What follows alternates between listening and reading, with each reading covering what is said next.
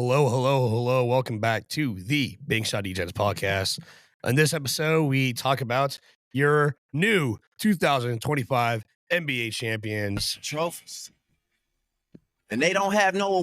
The Oklahoma City Thunder beat the Indiana Pacers in the few live under a rock. You wouldn't know that. But continuing on, we talk about where the season goes now in the offseason, what happens to the Pacers now that they have lost, what our thoughts and prayers goes out to Tyrese Halliburton. And we also talk about some blockbuster trades with Kevin Durant, the Desmond Bane trade, and a few other different signings around the league. Tune in. Welcome.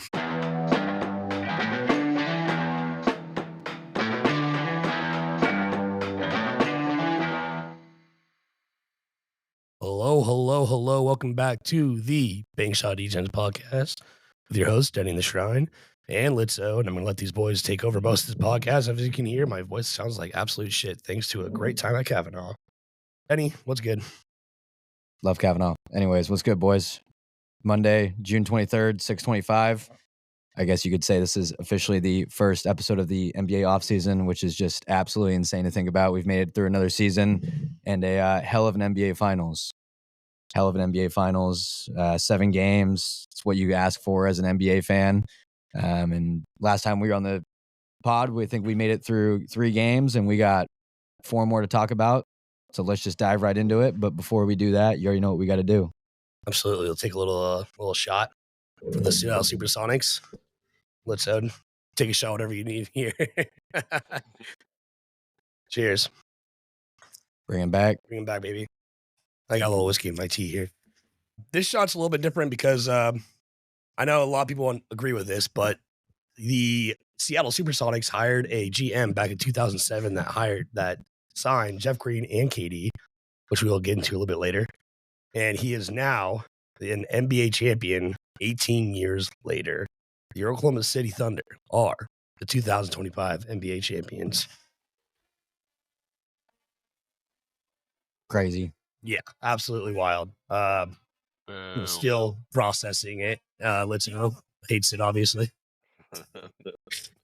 Yeah, Michael, let's start with you. Last time we were here, we were through game 3. Last 4 games. So much to dive into. Where do you want to start?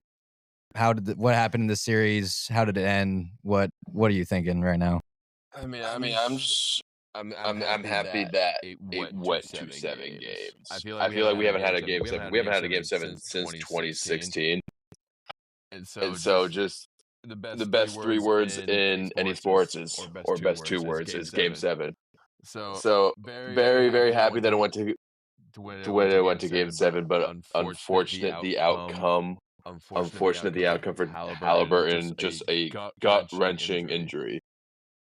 Just at the end, it's just he was doing so well too, and it just took the life out of every fan that was rooting for Indiana. Just tough. Yeah, I think it took the life out of them, life out of the team for a little bit. It's just so hard to bounce back for something like that. And I mean, they fought until the end. But yeah, prayers up to Hallie, man. Such an insane playoff run that we've talked about. He had a really hot start to the game before he went down. And now his status for all of next season is in question. So horrible to see. I fucking hate. I know we were talking about. I hate how ESPN showed the replay like 1,000 times as we're trying to watch this game, forgetting about it, trying to move on, and they just continue to show him, emotional on the floor. It's like, all right, let's watch. Can we just keep watching this basketball game? Yeah, it's weird. It's weird seeing just replays and replays of somebody putting their body on the line, and then their body going, not accepting them, and they having to see their physical pain on their court and all their pure emotion. And then ESPN every 10 minutes is like, here, let's watch it again. Let's go from this angle. Let's go from this angle.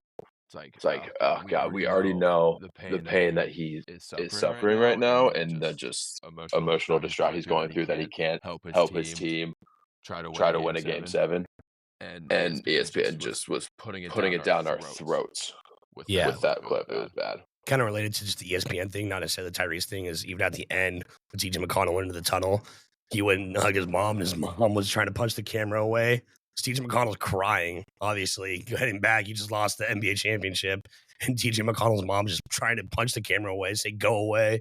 But no, it really sad for Tyrese, the third star in the Eastern Conference playoffs that went down with an Achilles as well, all wearing the number 0 between Tatum, Hallie, and Dame. And it's never fun to see. Makes you think, which I guess you want to go all in on a championship whenever you can, but it's time after time when we see a calf strain lead to an Achilles rupture. And it was pretty obvious how much pain Hallie was before Game 7 with his calf strain. And I guess the conversation comes to that is it worth Hallie playing? He started hot, 3 for 4, had 9 points from 3-point line.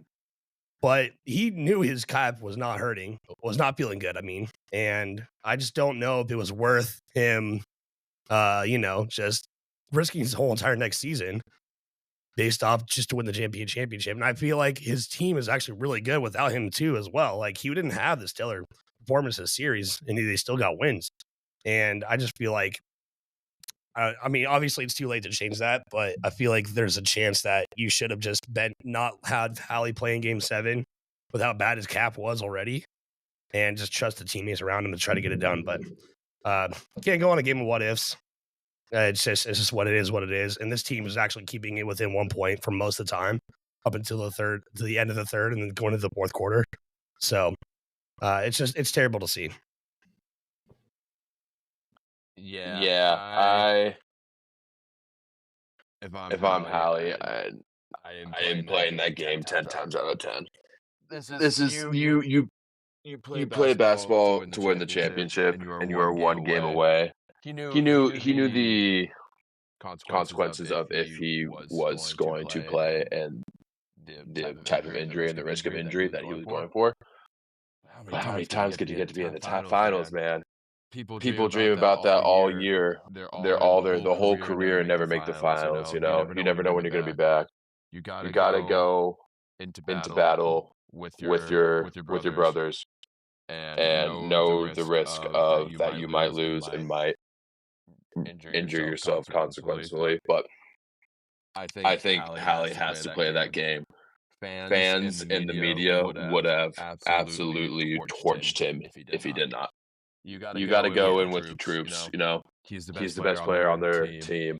If they see their leader not giving it all, they would have had no fight in them. Yeah, and like you said, it's a Game 7. I think it's just the competitor in him. He's had an insane run, and he just wanted to keep it going. And I think, 10 times out of 10, you got to do that. It reminds you, obviously, of Kevin Durant back in the 2019 finals. Except for with him, he was out for like a month and then came back too early. And obviously we know what happened there. But way too many guys are suffering these calf strains into Achilles tears right now. It's tough to see, especially this late into the season. It really puts their status in question next year. And I think the East is kind of wide open right now. It's going to be really interesting to see how the East plays out next year. Yeah, I think Jay Williams posted a really good correlation graph that he had of the amount of Achilles/calf injuries that have increased over time. It kind of has to do a correlation of the pace of play has increased steadily for the last 18, 19 years. The pace of play now is faster than it's ever been in the NBA. And it's just bodies aren't getting used to that. And I think that's one reason we're seeing all these calf injuries, because players are playing unreal minutes. And the pace of the game is just so much faster than it used to be, not even close to the same as the 90s. And like we've talked about many times in the past podcasts, like the Pacers' literally best game of form was pushing the pace, going back and forth. And a lot of that had to do with Tyrese Halliburton setting that up in the first place. So this pace of play is a new thing that's just been steadily increasing, and then we're seeing more injuries with it. Is it going to slow down? I don't think so, just because that's the way the game's heating up. You're getting more younger players coming in with fresher legs as well. But it's something's got to be done. I'm not exactly sure what the answer is yet, but I don't want to be seeing these star players like this and having these what if kind of idea championships and what could have been, what couldn't have been all the time. So I'd rather first of all, health first, but that doesn't help the case with all these different questions of, discussion. So I think you got to do something about this. There's so many injuries now. The season is too long. You like you said, pace of play is just going more higher and higher. It's just going to continue to go higher, and the risk of injury is going to just continue to increase. If you win the whole entire thing, you play a minimum of 98 games. The fact that someone can stay healthy for so long and so durable for 98 games in a season is absurd. I think you got to just cut down the regular season. When they did the lockout, 66 games, I think that's perfect. And then make the playoffs not a 2-month span. Not have like every third day you play the second game of the Western Conference Finals. Like I like every other day and just kind of keep it going, keep it going. There's got to be some change, some cutting of games, or make load management like Kawhi was doing an actual thing. Kawhi is not a dumb guy. He actually knew what was going on. He knew the wear and tear of a season will be too much for someone's body, and if you want to make a run at the postseason, you shouldn't be playing all these regular season games. Yeah, I know we talked about it on a previous episode about that lockout season. I think that would be a good number of games. I don't know. You can even maybe look into the first rounds, maybe dropping it down to best of 5 compared to best of 7. Yeah, and like you guys have been talking about the pace of play, players are just so much more athletic in today's game. And a lot of that, turns into all these guys have a quick first step, and that explosion literally comes out of your calf muscle. I mean, that's all lower leg extremities right there. Shock absorption, when you're landing from flying high up above like Ja Morant, you're just prone to more injuries, and it really is tough to see.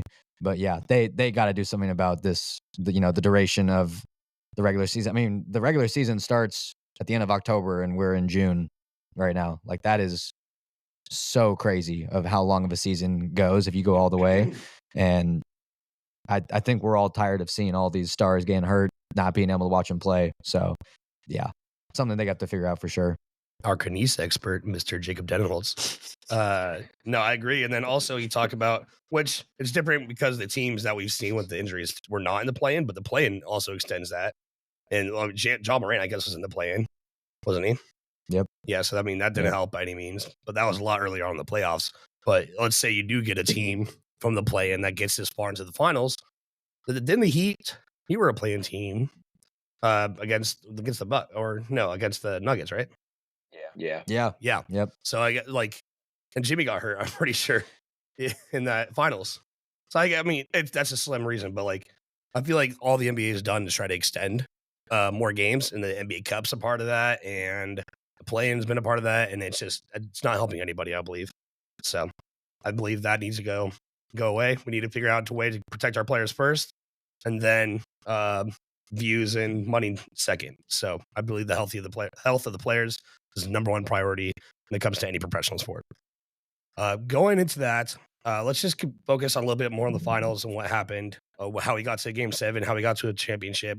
Last time, like I said, it's been 3 games since.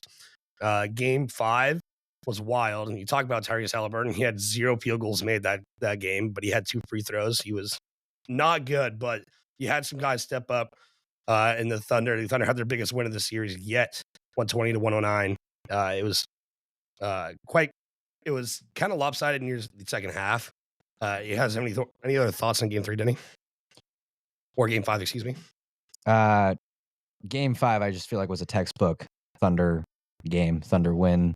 What is it? They 22 turnovers. They turned it into 32 points, 24 assists, 15 steals, 12 blocks, 4 of them from SGA himself. So that was just a textbook Thunder win. And honestly, after that, I thought they were going to win it in 6. And the Pacers definitely had something else to say about that. But man, I think obviously the Thunder won that game, but one of the cool parts was just seeing TJ McConnell and Obi Toppin going crazy in that third quarter.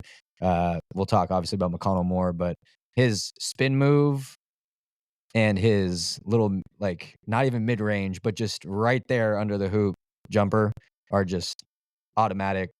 Love to see it. Michael, your thoughts from Game 5?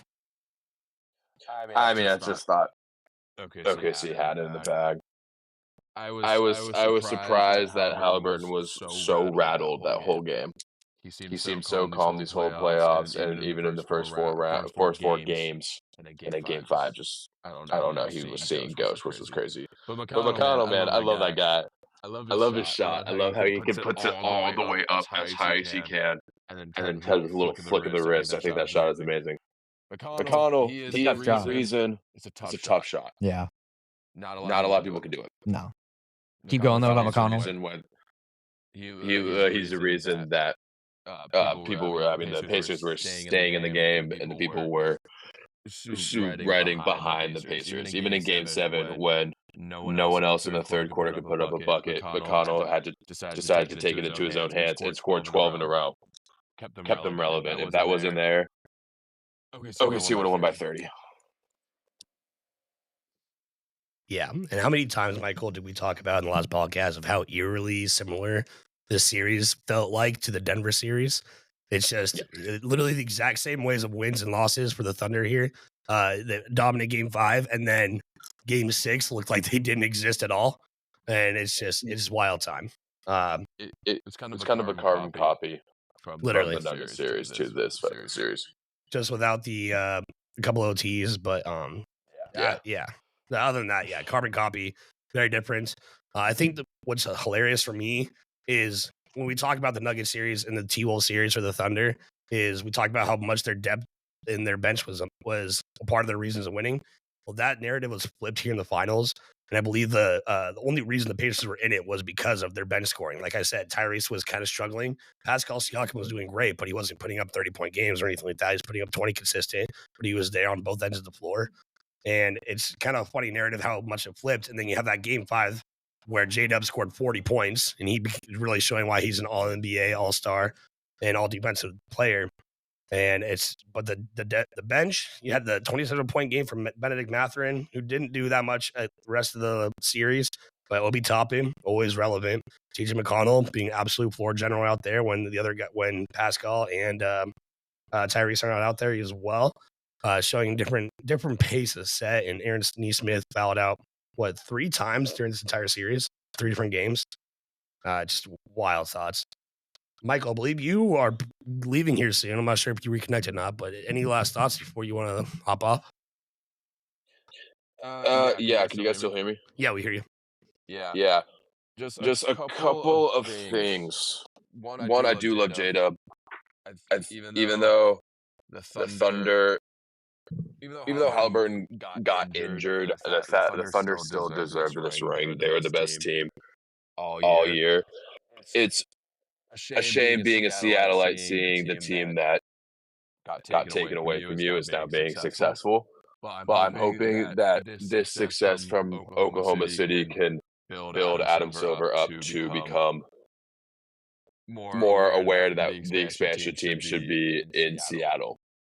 Because you see all these fans in Seattle now just achy because the team that should have been theirs, the GM that should have been theirs, their championship that should have been theirs is not ours anymore. But greener days ahead. I think the expansion will come soon. It was a hell of a finals. Very entertaining. Sad that the NBA is now done for at least 3 months. And the last thing I gotta say is that even though Chet has a ring, he is still overrated. Yeah, keep talking. He's got a ring. That's all that matters. First Gonzaga starters ever win a ring in the NBA. Fun fact. Really? Yeah. Oh, wow, First starter. Obviously, my boy. To do it. Yeah, no, that was obviously tough in the 90s. But then obviously Adam Morrison, my old high school basketball court coach, he got a ring with the Lakers, but definitely was not starting. Adam Morrison was your old high school basketball coach? Yes, he was. Mean high school. Go Panthers. Oh my, wow. Yeah. Did he not shower? Very different guy between the NBA and when I knew him. He was the best alumni from my school, probably him and Jason Hansen. But he was a bucket in college. Yes, he was. Probably one of the most viral college basketball videos I'll ever see every single fucking year when March Madness comes around. So every year. Mm-hmm. All right, thank you, Michael. Bye, boys. Good to see you. Peace. Talk to you later. All right, Denny. Continuing on. Thank you, Michael Litzo, for being a part of this podcast the last few months in the playoff push. And he is actually moving to LA this next week. We will probably continue to talk with him and probably see him more on this pod still as time allows. But for now, we don't know how that's going to be. But for now, I just want to appreciate Michael for all that. Yeah, facts. So anyways, Denny, game 6, game 7, whatever one you want to talk about. I'm probably not going to talk about game 6 because it fucking sucked. But you can talk about whatever you want. Your floor. Yeah, I wrote, I took notes for every game, and the title I wrote for game 6 was the Pacers strike back. I mean, that was, they did everything that the Thunder had done the game before to them. I think you really have to just credit it to their team chemistry, their connectiveness. They're probably one of the most connected team chemistry teams I've seen. And a lot of you got to shout out Rick Carlisle. Rick Carlisle is a Hall of Fame coach, arguably a top 10 coach of all time. And, he's able to make adjustments and get his team behind him and have games like this. But one thing I also want to mention too, Matt, was game 4. I really thought that the Pacers were going to take that game. They had all the momentum all game. And then the MVP hit a fadeaway 3 at the end of the shot clock and then proceeded to hit another fadeaway in the left corner. And he hit both of those. And I think they were up 1. And I sat there and thought that was the game. Yeah, I think one of the biggest factors of this entire finals was the 3-point shooting. We talked about it so much in the regular season. One of the reasons why the Thunder were so dominant is they got their 3-point shooting up from last year. And the fact that they won this championship with being absolutely dog shit from the 3-point line this entire finals. They had some good games in the Western Conference Finals. They had some good games against the Nuggets, but for the most part, they were non-relevant from the 3-point arc. I don't have the stats pulled up with their percentage, but it was not good. And the Tyrese Halliburton and the rest of that Pacers team was knocking him down. You had Aaron Nesmith, who's a 3-point specialist. TJ McConnell was hitting him. Tyrese obviously hit many in, some in the clutch. And you also have Obi Toppin pulling up from the corners. Literally everybody from A to Z. I mean, even Miles Turner was shooting him over, which I'm so glad Michael's not here because he would bully me on how much got shot over Miles Turner in the 3-point arc. But yeah, and it's just dangerous how good they were. And as soon as they hit those threes, like you said, you hit that drop back 3 from Shea. That was like nasty. It's over. Like once they get the 3-point shooting done, they can score anytime they want. They can beat you by scoring only in the paint. And then you get the MVP hot from the arc. It's over. It was amazing to see. Felt so good. It was gritty. It was just a gritty win. Even though Tyrese was out. And I've had this argument the last day about how much of a factor, because the only thing that sucks, like when Alex Caruso went on Scott Van Pelt or just on there, he's like, this ring counts, because people talk about the 2020 Lakers was kind of a Mickey Mouse ring. I don't want, it's going to happen. It's already been talked about how much people are going to talk about Tyrese Halliburton being injured and how much this championship does or does not count, which I appreciate Michael going on and saying that it does. They do deserve it. But it's just how much of a factor Tyrese would have or could have been and what would have mattered in the game 7. I know Tyrese Halliburton's stats for the series does not speak numbers for how much of an impact he has on the court. But at the same time, like I said, he had a game 5 where he had 0 field goals made. He had more points in the time he played in the beginning of game 7 than he did in that game 5. So how much it would have made a difference, it would have absolutely mattered. But I hate the Mickey Mouse ring talk, and it's tough. And I just wish it just felt different. And then kind of felt like these Pacers boys are just fighting for their guy. And it was amazing, but it's only for so long. Everybody in the third and fourth quarter that played for the Pacers had at least a turnover. Besides like the very end of the fourth quarter when they were throwing in guys, every person, TJ, Benedict Mathurin, TJ had multiple turnovers. I had like 4 turnovers in the third quarter by himself, even though he scored 12 straight points for them. And Benedict Mathurin had a couple turnovers. Miles Turner had a turnover. Obi, everybody had a turnover. Ben Shepherd. It's on and on and on. And as much as it matters, as much as your defense is good, like the Thunder defense is better. And they kept on showing that. They kept on talking about every single post-game interview. We're going to stay to our identity. We're going to stay to our identity. And they did. They're the most dominant defensive team almost in NBA history. This is what they did out the regular season. Their postseason was a little bit different. And I could ramble on and on and on. I'm just saying shit as it comes to my head, but it feels surreal. Watching J-Dubs cry really put it into perspective for me as a Thunder fan. I was kind of contemplating the last 7 minutes of that fourth quarter, whether or not they're going to come back, whether or not this is real, and it happened, and it was amazing. J-Dubs I'm most happiest for. Shea, fourth player ever in NBA history to win scoring title, regular season MVP, and win a championship and get the finals MVP. Joining Kareem, Shaq, and Michael Jordan. Truly elite company and truly an elite season. And I'm just so happy that the way it happened. It's a long time coming. I have no other words. Yeah, I think it's unfair to call it a Mickey Mouse ring.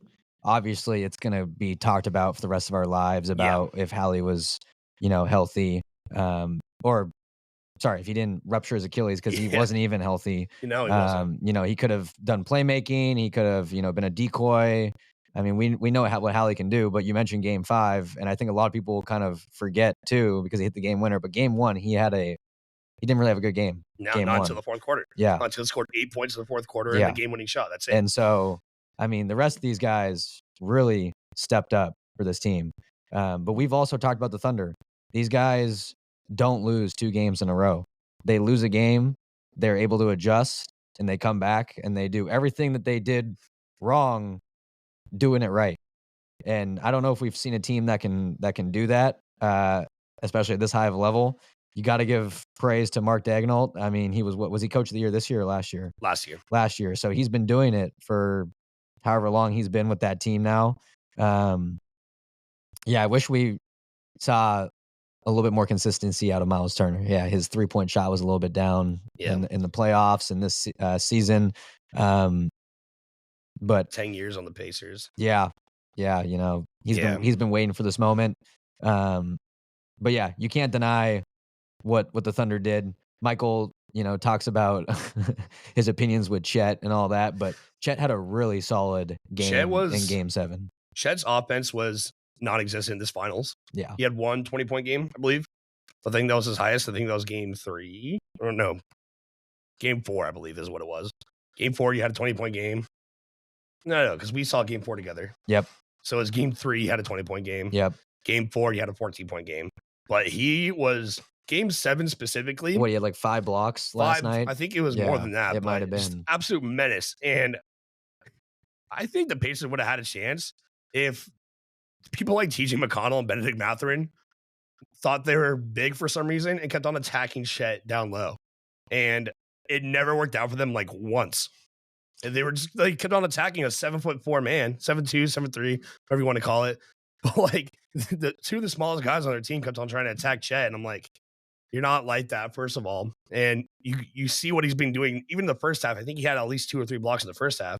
Like, you're not going to get a shot arcing over his long ass arms like that. But yeah, that kind of helped Chet's case a little bit that he was doing it against those small guys. But yeah, Chet was just a defense menace. And I really also want to shout out how many times he picked up the switch and he was guarding his footwork against Tyrese Halliburton and against Obi Toppin up at the key arc was amazing for a man with that size and his length. He was switching his feet. He's not getting too excited, not pulling up too early. He did get a few threes pulled over him, but he made sure he shut down the lane every single time for anybody that was on the arc. Tyrese Halliburton trying to drive in so many times in Game 6, and Chet was there to just make sure it wasn't happening. So, like so many people have said, and I will continue to say it, and Michael, you're going to have to fucking listen and watch and learn. Chet has not even met his ceiling, not even close. He has so much goddamn potential that we haven't seen yet. And he's had 2 huge injuries in his career, and he's an NBA champion. And they're an NBA champion because of him as well. I don't think they could have got here without him. So Chet deserves all my love. Like I said, first starter Gonzaga history to win a championship. And it's a big double win for me. Even if it went the other way around, it would have been damn hard. So I can't put into words how much this meant. It's just seeing J-Dubs, and this speaks value to every single interview with Scott Van Pelt out to the game. Speaks value to how they won this. I love Chet's quote is everybody wants to win until it's inconvenient for them. All-time great quote, because these guys made so many sacrifices, and every guy on the bench knew their role. Every single guy on that bench and every single guy on that team wanted to win. Whether they were giving up their own production, whether they were stepping up when they needed to, every single person on that team was there for the team. It was not selfishness, which is a kind of a stab in the heart, because we look back to that 2012, 2013 Thunder between Harden, KD, and Russ. And we were just reading this article earlier about how, even before the finals was done, they were talking about the U.S. Olympics and how Harden already said that he's going to leave and get his own bag. And all three of those guys are amazing. They're going to be go down in NBA history as some of the top, probably all three of them can end up in top 25 discussions, in my opinion, by the end of their careers. But they could never win a championship together because they all wanted to have their own teams. So just amazing. Solid Chets. J-Dubs, talking to Scott Van Pelt about what he's going to take away, what he did with his team. And he said time's the most precious thing. And he talked about how much time they spent as a team outside of the court, getting team dinners when they lose and playing games on the plane and just always being there for each other. And Alex Caruso just saying, being there for the guys. And just going on and on. I can go on and on. Just cut me off, Denny. It's special. It's special for me. And it's, as Litzo was talking about, it's probably been the most challenging me personally as a Thunder fan for living in Seattle and everybody hating the fuck out of me for being a Thunder fan. And it's kind of funny because I haven't heard this hate that much until they were actually this good. And, we have a not a rival podcast, but another podcast that supports the Sonics, the iconic Sonics, having anti-Thunder watch parties and other stuff. And just the city of Seattle is very anti-Thunder, and it's tough to watch. It's not these guys' fault. And the thing is, I'm 100% with everybody. Clay Bennett can go suck a fucking dick for taking this team away from us here. I hate Clay Bennett for the life of me, and I don't support him whatsoever. But the guys out on this team is special. Mark Dadnall is special. Sam Presti, who got hired as the Thunder GM, or the Supersonics GM. Don't let that be skewed. Sam Presti was a Sonic first, and just those guys deserve all the praise and love for what they did to get here. That's my opinion on that. I been in turmoil deciding my Thunder fandom for the last 2 months. And after seeing them win a championship, after seeing what they did, I don't think I can shy away from that. Even when the Sonics come back, I'll be a Sonics fan, but I'm not dropping shit. So, God, okay, I'm done rambling. I think the scariest thing about this team is these guys are not in their primes yet. No. J-Dubs is not in his prime. Chet has played, he probably played like 30 games this season. So he's played like 110 games in 2 seasons. So total. So he's not even close to his prime. So these guys are going to just get better and better. And like you mentioned, we've talked about it all season. You can tell their chemistry, their connectiveness. We talked about it with the Pacers, but these guys are just as connected. The togetherness, we see it in the post-game press conferences with Nick Gallo.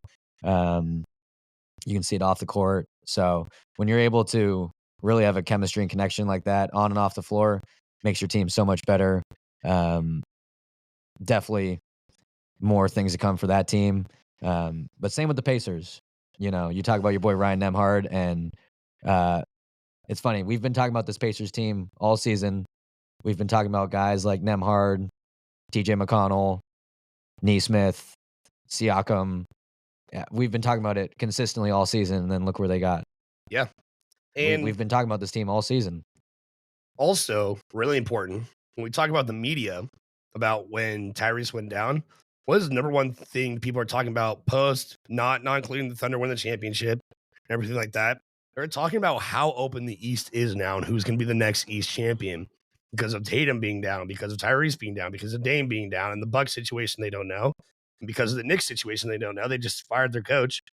This East is so open now And that's another reason why I personally do not like the move to play Tyrese Halliburton when his cap was bothering him that badly. You could have, even if you lost a championship this year, you could have been the favorite in the East next year, and you could have got it done with a full season of rest and trying to get Tyrese's cap back to normal. But now you don't have Tyrese Halliburton for at least, or probably all the season. Probably the whole season. Season. Yeah. And I believe they could have come back next year. I believe the Thunder are going to go back to the championship next year, and it would have been amazing if we would have seen like we've seen the prior dynasty starts of, Warriors versus Cavs. That was huge, and it would have been nice to see the Pacers there, but I don't think they can do it without Tyrese Halliburton. That's why I don't like the decision. I know Michael's right that Tyrese 100% want to play 10 out of 10 every single time for Game 7 of the NBA Finals, but it takes a lot to say, like, I trust my team, and I want to be healthy enough to be there for them next year. I don't think anybody on the Pacers would ask him to play if he was that much pain and that much risk of popping his Achilles. So I don't know. That's a discussion that goes on forever, but I'm not saying that because I didn't want Tyrese Halliburton to play. I'm saying that just in case that narrative pops up. I 100% wanted to face Tyrese Halliburton because that's the best team. That's the best of their team. We've talked about how much he was rated most underrated player or overrated player, and he proved everybody wrong. Had a very amazing Cinderella run of this playoffs. It was a great story. They're underdogs all the time, but it's just like I said, I care about the health first, and I just don't think it was worth it. And like, as you saw, the Pacers were doing good without him. They were keeping within 1 point for most of the rest of the game. He was out. So I think it would have been better if the Pacers knew going into the game that they didn't have Tyrese, had the game plan, and had their chemistry. Instead, he goes down in game. They're thinking about him the entire time. And so they either want to motivate him a little bit, but like it's hard to make a plan when you're without your superstar. And I think it's easier to make that plan if you go into the game. I think they would have had a better chance if Tyrese did not play. I mean, you can't assume that he's going to have a free accident. I get that, but it's just tough. But yeah, I want to, like we talked about so many times, even before this finals, we love this Pacers team so goddamn much. We've been yes sirs all the way. Well, I've been yes sirs all the way up until they play my Thunder, but love these guys. Obi Toppin having a resurgence after being cut from the Knicks, after being a first round pick. And, you go back to Andrew Nembhard, who was a late second round pick. And, he's a starter and being an absolute perfect piece who had amazing defense against Shea the entire series. And then you go all the way down to Benedict Mathurin, who was a first-round talent, turned into a bench player for the finals, and he still had a great impact, having a 27-point game in the finals. From A to B, from A to like Z almost, it's just they have about 8 to 9 players that they can play, and I think they're only going to get better. But and they're still going to go to the playoffs next year, even without Tyrese Halliburton. But can they go all the way without Tyrese Halliburton? I don't know. Yeah, it's tough, especially with you kind of see the progression they had. They got swept last year in the conference finals. Yeah. Make it back, make it to the finals. Yeah, it's just one of those, decisions as a player, which is probably the hardest decision you ever have to make. I think guys probably are not thinking about the future, thinking about right now. Again, I go back to the Kevin Durant injury. I think they were telling him, I think the doctors were like, yo, I don't think you're ready to go. And he was like, fuck it, I'm going. And ruptured his Achilles, Warriors won that game, but then they lost obviously in the finals. So yeah, it's really tough to see. And I do think the Pacers can make it back to the playoffs next season, but losing Hallie, especially Hallie's someone also who hasn't even reached his prime yet. So losing a guy like that who was on the rise for his prime, it really is unfortunate for this Pacers team. Yeah, man, we fucking love this Pacers team all the way to Rick Carlisle. Man, this is Rick Carlisle, the oldest coach to coach a finals game now officially. That's 65 years old, I believe. And he does not look 65. No, he does not. He doesn't yell he yells like he's not 65. Burst some blood vessels up in his head. How many times he was yelling at the house, dude. Rick Carlisle, obviously already an NBA champion as a coach with the Dallas Mavericks. One of the greatest finals wins of all time. It'll go down in history, that Mavericks team. And he could have done it in this kind of the same story, kind of in the same kind of way if he did it again this year. And he absolute all-time coach. Nothing but good words for Carlisle. Nothing but good words for this Pacers team. But yeah, it's kind of, you talk about, KD, and I think it shows more strength as a man, as a player, to prioritize your health and your team for the future. To say, I don't think I can play, rather than risking it in every time. It feels like every single time a player risks, it never goes well. Like, I can't think of a single time where a player is questionable with a serious injury that could get worse. And almost every single time it gets worse. I can't think of a single time in the NBA where it never doesn't get worse. And I'm not talking about like little injuries like a sprained like finger or something like that. I'm talking about serious injuries like Achilles that hinders you from playing in future seasons, hinders your career for the rest of your career. I just don't think. I think you're a stronger player. I think you're a stronger man if you go in and saying, I trust my team, trust my coach.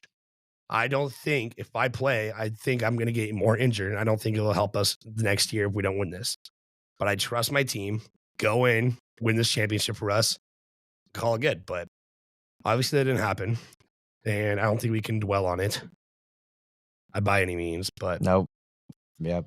Great fucking finals. Go Thunder, baby. I already have 3 things of merch on the way. Literally got shipped today. I'll be wearing my NBA championship gear for the Thunder on the next podcast, probably the next couple weeks. Not including our mock draft one that we're going to be doing. Yes, sir. With that's the NBA Finals, your NBA champions. Hey, records on my demo. Did y'all boys not get the memo? Damn straight. Last final thing about that is the amount of people that continue to say they're too young, too inexperienced.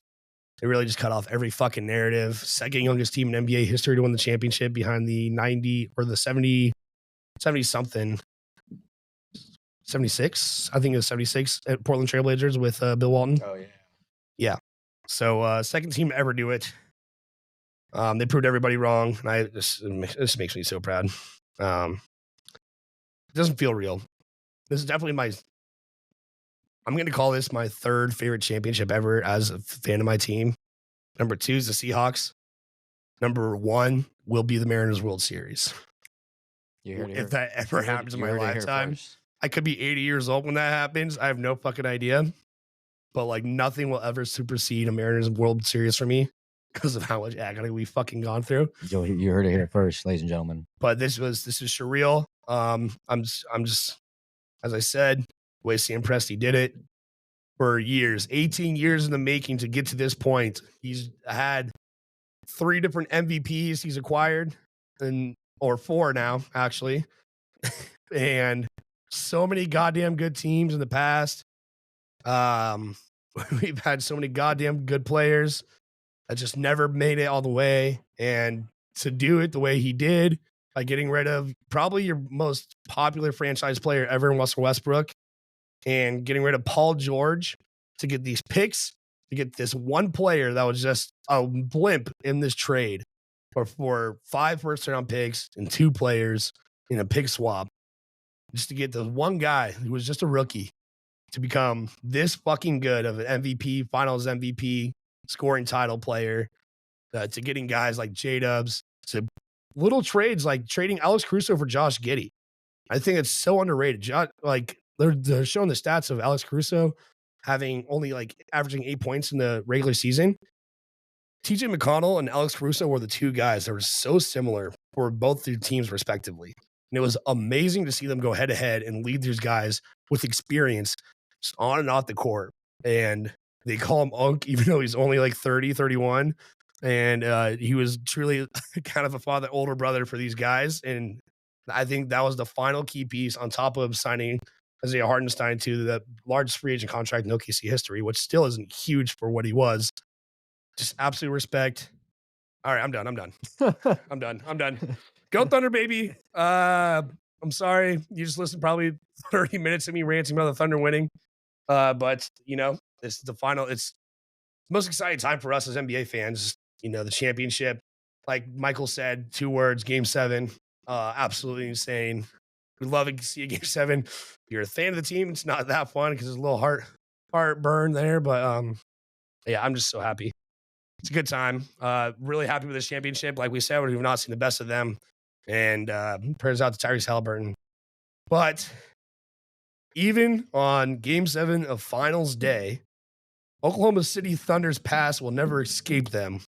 And that morning during Fanatics Fest, which our boy Michael Riley went to the day before. Shout out Mike Dog. Your buddy, your son's, your favorite player of all time, one of my favorite players of all time, is going back to his roots in Texas. And the Suns have traded with the Houston Rockets, Kevin Durant, and the Houston Rockets send Jalen Green, Dylan Brooks, 5 second-round picks, and this year's 10th overall pick to the Suns, which is wild. One, fuck you for doing that on Game 7. You could have done that the day after, which pisses me off a little bit. That even on OKC's best day, Kevin Durant's still one of the most popular storylines that day. My past haunts me. Blockbuster deal. I'm not sure if we talked about Dylan Brooks. Did we talk about not Dylan Brooks? Did we talk about the okay, let's talk about that first, then we'll go to KD. But that was huge. Desmond Bane traded for more than that Kevin Durant trade.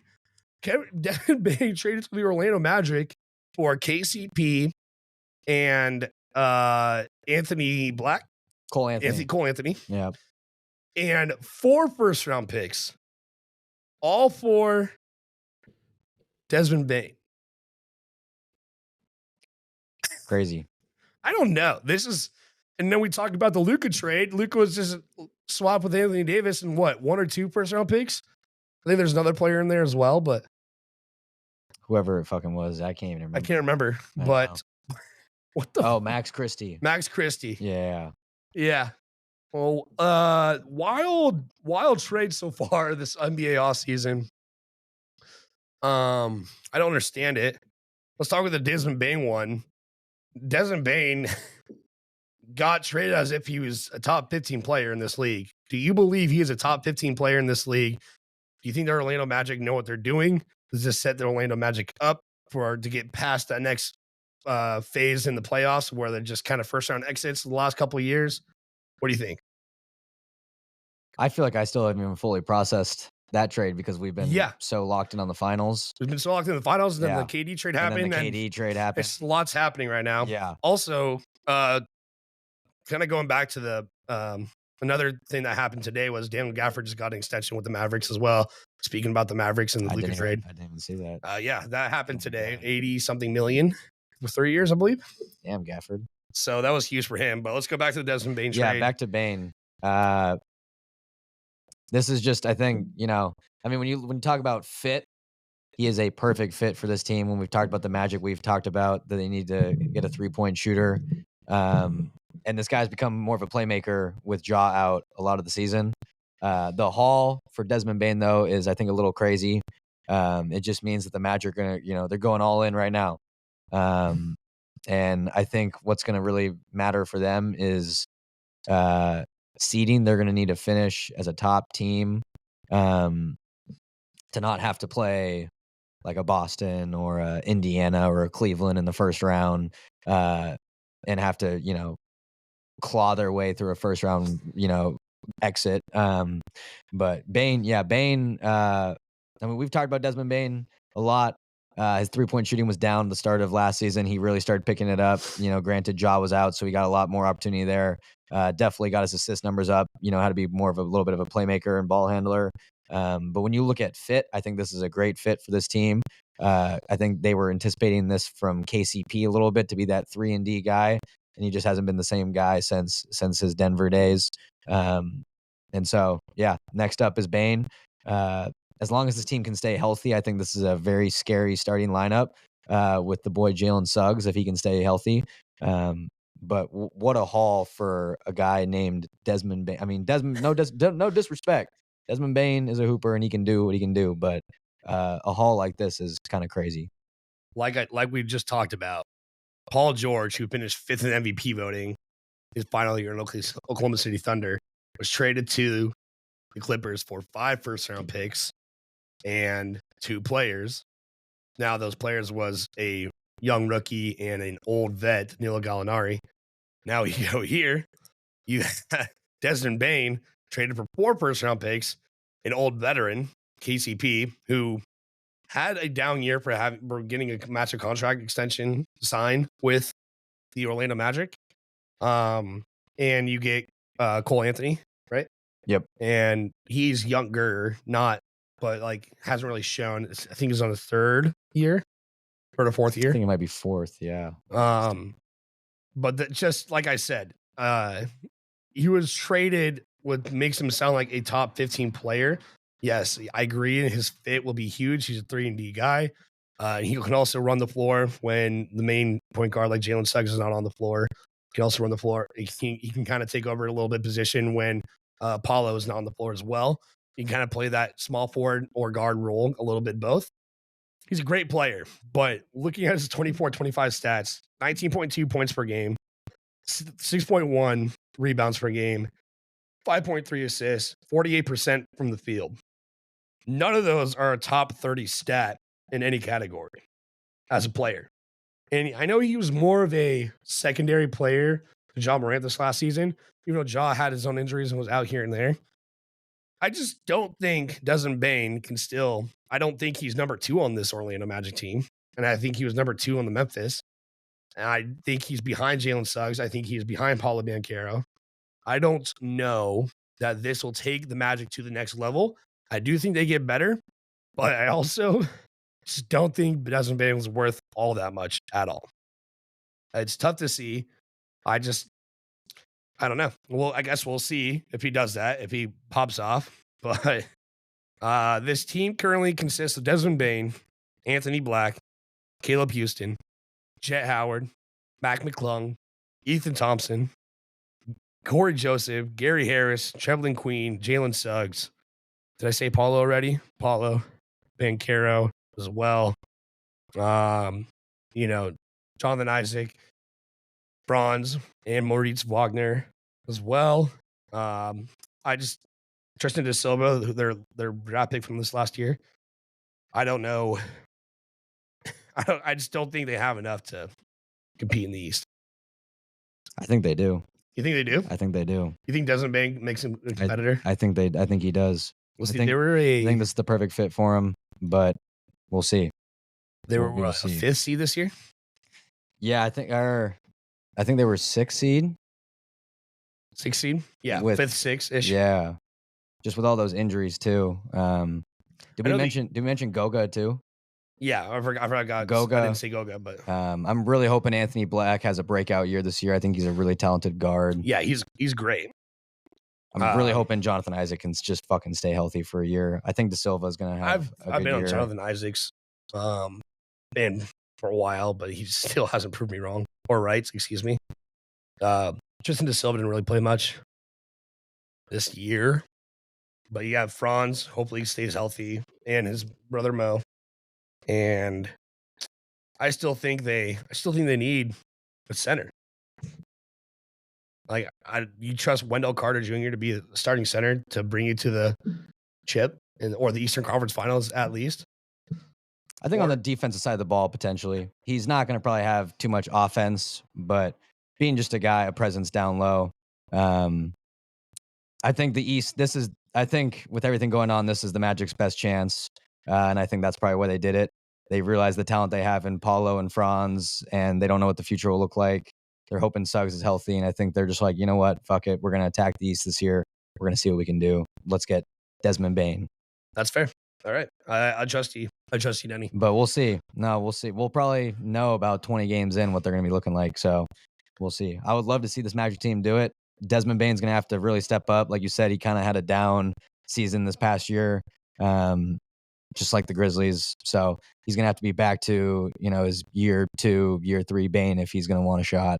but we'll see. It's exciting stuff in the East for sure. Definitely exciting stuff in the East. Now let's move back to what we were saying. Your boy, Kevin Durant.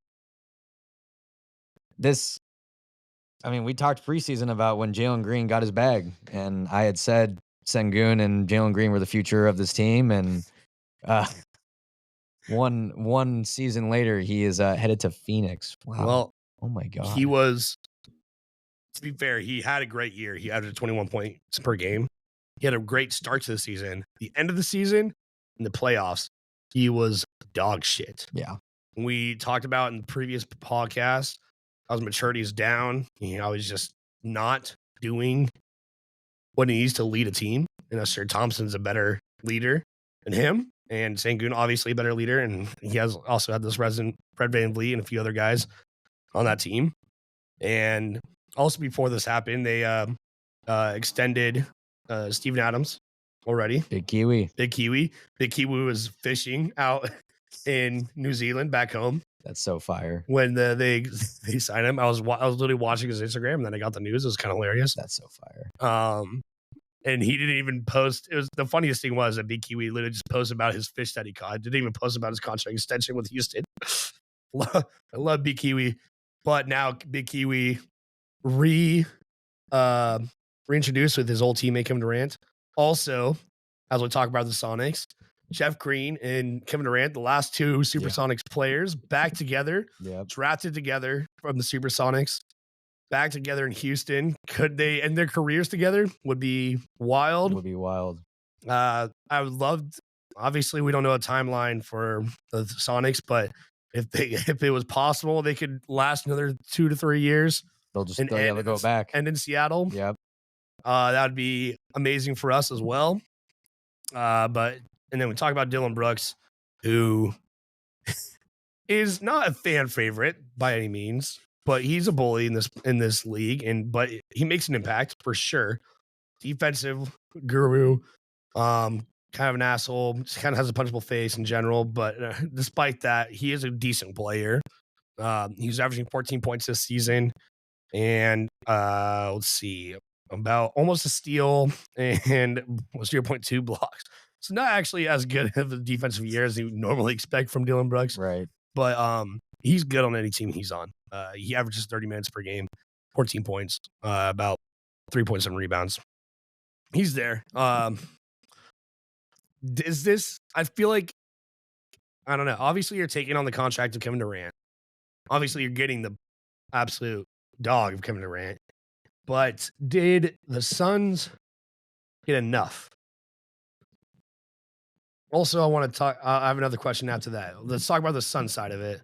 Obviously, we know the Rockets is a huge step for them. We know Kevin Durant's going to do nothing but improve their team. I don't think losing Jalen Green and Dylan Brooks is that huge for them. And obviously, 5 second-round picks is nothing. And not getting the 10th overall pick, getting Kevin Durant instead of 10th overall pick, where the 10th overall pick is not a secure, known. There's some really good talent in this draft, which we'll get to in the next podcast. But I'd rather have the for sure thing of Kevin Durant rather than not knowing your 10th round pick. So let's talk about the Sun side. Go for it. It's going to be a very new Suns team with their new coach, Jordan Ott. Now they got Jalen Green and Dylan Brooks. I don't know. I don't know if that was necessarily what they need, what the Suns needed. So wait, are the Suns getting the 10th pick? Yeah, Suns have the 10th overall pick in this draft. Okay. And they didn't have, but they didn't get their pick back. No, that is their pick back, isn't it? No, it's their later one. Yeah. So I guess they got, I don't know. I don't know. I think I was so prepared for KD to go to the Spurs. This just completely. Well, he's in Texas. He's in Texas. He is. This completely 360'd me. Like, holy shit.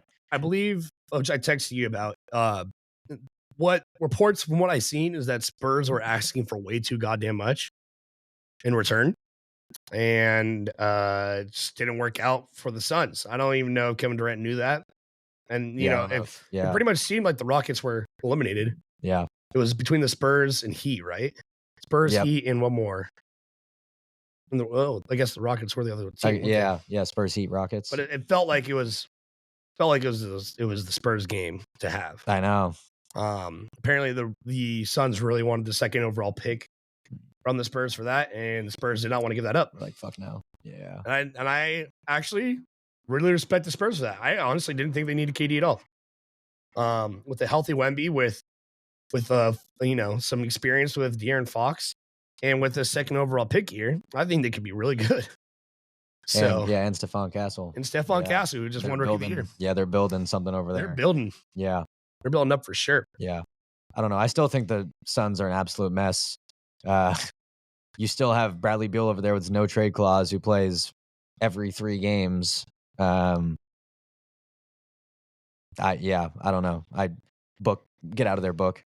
Get out of there. I don't think that's probably not going to happen, but get out of there. Right. Get out. Yeah. All right. I have 2 questions. First question is Matt Ishbia doing what's best for the Suns team? There's been a lot. He bought the team how long ago? It was at least 5 or 6 years ago now. I think so. And he went, try to go all out, get Bradley Beal, get a big 3, get D-Book, get KD. Now we're not to this point. Barely in draft capital. It's still at $280 million, even with Dylan Brooks and Jalen Green on their team now. So still really fucking high in salary.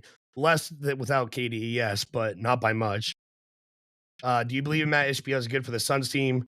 Where do you see the Suns team doing next? Obviously, I don't think they compete this year at all, especially with how strong the West is, not having KD. Even if Bradley Beal comes back to old Bradley Beal, which doesn't seem possible at all, in my opinion, right now. What do you see? What do you think? I think he dug himself in a really fucking deep hole, and now he's just trying to claw his way out. Yeah. But I don't know what he's doing. I don't even think Bradley Beal was the answer, when he first got him. Every team these days is trying to get that big 3 or whatever. But I just don't know if that was the answer. And like you mentioned, with how deep this West is, I don't think they stand a chance in this West. No. And so not at all. I think he's just dug himself in a hole, a really deep hole. And you talk about all the, lack of draft capital, they're way over budget, and they're in a really tough conference. So I don't know what's going to be next for the Suns team. I don't know what this season's going to look like or what's going to come out of it. But yeah, Ishbia has not been doing well so far with his tenure with the Suns. Now, I lied. I have a couple more questions. Another question is, now Kevin Durant there, getting rid of 2 guys that are key points of their team. Where does this put the Rockets in this strong West? They were the 2nd seed going into the season already, but they shit the bed in the playoffs. And people kind of forgot about them because they shit the bed. Where does this put them now? Do they stay a 2nd seed? Do they compete with the Thunder for the 1st seed? Assuming the Thunder are going to stay this dominant. What are your thoughts? I don't know if they'll be a 2 seed, but I think they will be I can see them being a top team in the West. I just feel like there's a couple of teams that had some bumpy roads throughout the season. They're going to rise. One of them being obviously the Dallas Mavericks. I think they're going to rise. The Spurs are going to rise, like we just talked about. I mean, and we talked about, I'm just looking at the standings right now, how close the standings were 2 through 10, or maybe 2 through 6, 2 through 7, or 2 through 8, and so I think there's gonna be a lot of shifting, but I think they could be a top team. I don't think they'll be the 2nd seed. I honestly don't know who would be the 2nd seed, but obviously you're getting Kevin Durant, and we know what he can do, but you're losing a really good defender, really, a pest in Dylan Brooks, who just fucking pisses off everyone and gets in their head and everything. And, you're losing 2 of your starters. So it brings up a lot of questions about the rotations, who's going to be kind of up next. to step in? You know, is Reed Shepard going to start seeing more minutes? Is Cam Whitmore going to start seeing more minutes? Is Jabari Smith Jr. going to have a bounce back season like I've been hoping for? I don't know, but 2 might be a little tough for this team. But I see top 4. I'd say top 4. I agree. I think they'll be top 5. I could see it just because we talk about how close it is. 2 guys I want to look at that I think will get better minutes with Jalen Green and Dillon Brooks going out is Ahmed Thompson, who was looking like a menace in the playoffs. It looked like we talked about how we think he's going to be the next leader for this Houston Rockets team.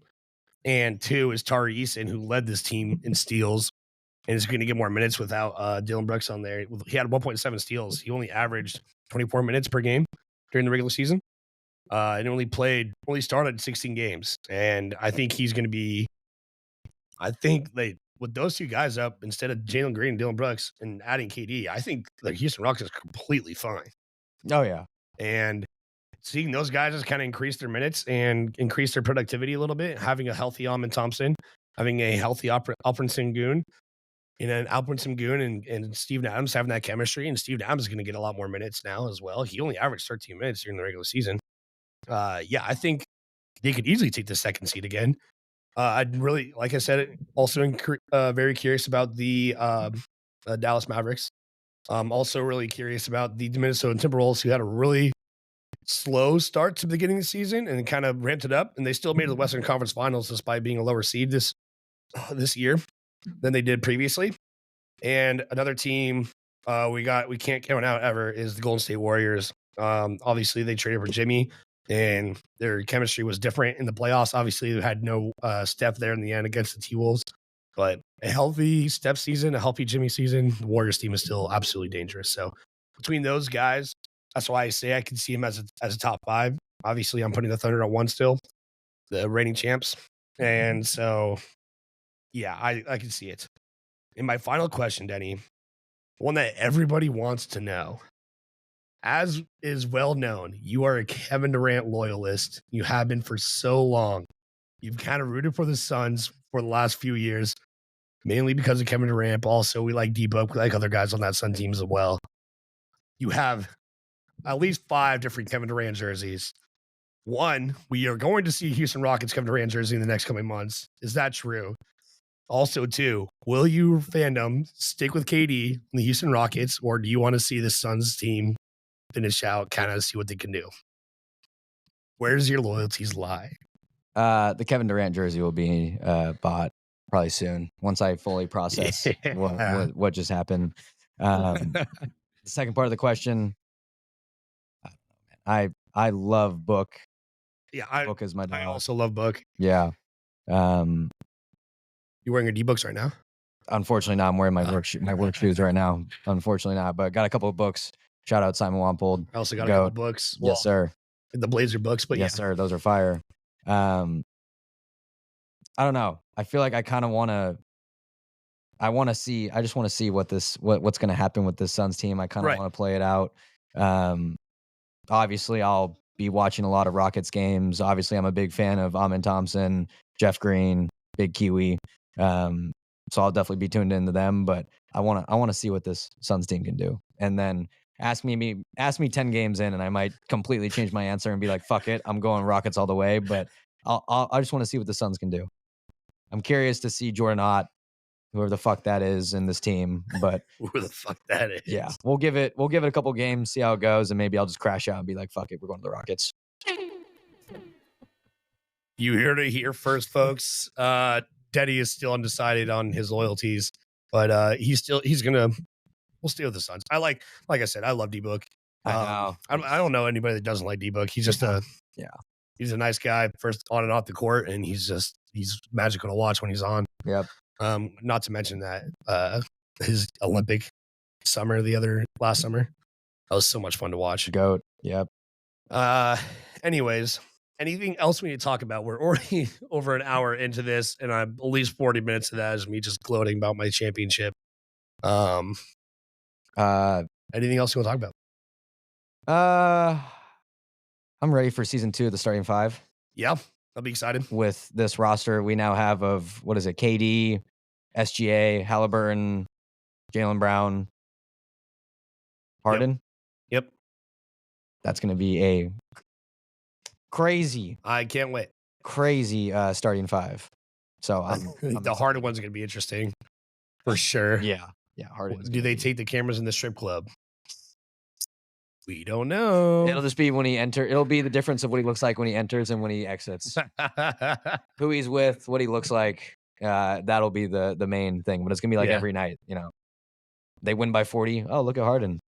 Lose by 30. Oh, look at he's same strip club. Yeah, same shit. But excited for that, and excited for this offseason. I think big things are coming for us this offseason. Yeah, we got a lot of plans. Yep. Definitely a pivotal offseason for us. Crazy thing, we're 2 seasons in already, Matt. We're heading into season 3. Yeah. It's this last month. One has been probably the busiest one in my life. Last 2 months, probably 3 months.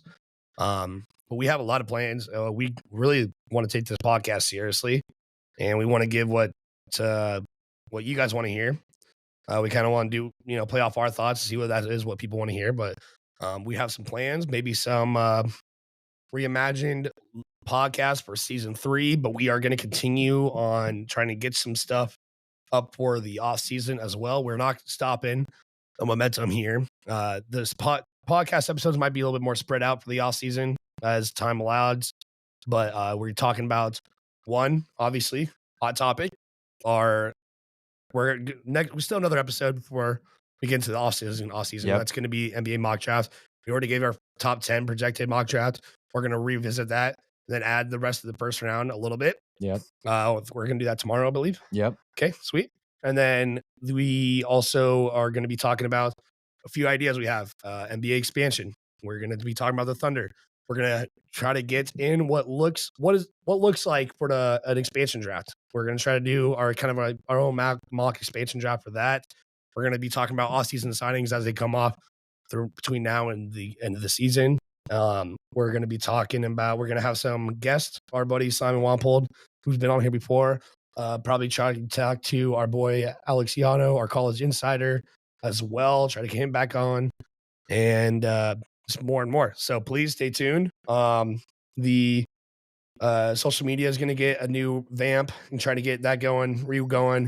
Looking at possible new logo, new themes, new studio. I'll be moving next month, so we will have a new studio as well. Yes, sir. Yeah, that's updates for that.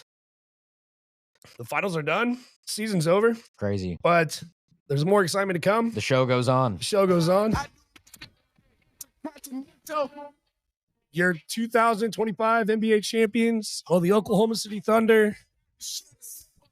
And that is it from us. Yes. I'm Matt the Shriner, my buddy, my homie, Jacob Denny Denenholtz to my right. And that is it for us. And with that, the bank is closed. Until next time. Peace. Peace.